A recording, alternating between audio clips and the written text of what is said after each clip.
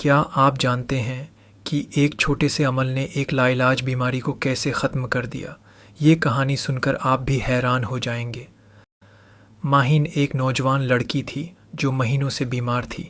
کئی ڈاکٹرز کے پاس گئی، لیکن سب نے مایوسی سے کہا یہ بیماری لاعلاج ہے۔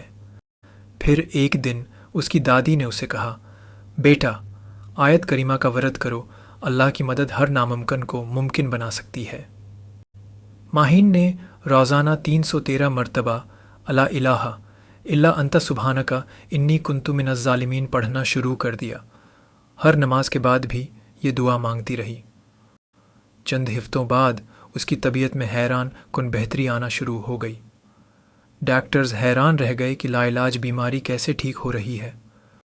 ماہین مکمل صحت یاب ہو گئی اور وہ سب کو کہنے لگی، اللہ کی رحمت سے بڑی کوئی دوا نہیں، آیت کریمہ نے میری تقدیر بدل دی۔ اگر آپ کو بھی کسی مشکل کا سامنا ہے تو آیت کریمہ کا ورد کریں، اللہ ہر مشکل آسان کر دے گا۔ یہ ویڈیو دوسروں تک پہنچائیں تاکہ سب کو فائدہ ہو۔